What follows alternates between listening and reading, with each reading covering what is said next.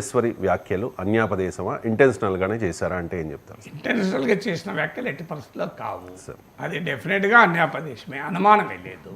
కానీ అన్యాపదేశమైనా ఎందుకంత చర్చ జరిగింది? కారణం అది. ఇప్పుడు నాగేశ్వర్ లాంటి వార్తా విశ్లేషణలో ఆంధ్రప్రదేశ్ ముఖ్యమంత్రి వర్యులు పవన్ కళ్యాణ్ అంటే ఎవరు పట్టించుకోరు. వైఎస్ షర్మిల ఆంధ్రప్రదేశ్ ముఖ్యమంత్రి పవన్ కళ్యాణ్ అంటే ఎవరు పట్టించుకోరు.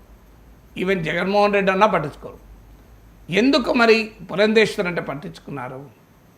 నారా కుటుంబము, దగ్గుపాటి కుటుంబాల మధ్య ఇప్పుడు ఏమీ ఘర్షణ ఉన్నట్లేదు. అది ఇష్యూ కాదు. ఇష్యూ భారతీయ జనతా పార్టీ నాయకురాలు. బీజేపీ ఎలక్టోరల్ స్ట్రాటజీలో డెఫినెట్గా ఇవాళ కాకపోతే రేపైనా జనసేనకి ఇచ్చిన జనసేనతో కలిసి అవసరమైతే తెలుగుదేశానికి ప్రత్యామ్నాయంగా ఎమర్జ్ కావాలన్న ఆలోచన ఉంది. ఇది కూడా నేను చెప్పింది కాదు.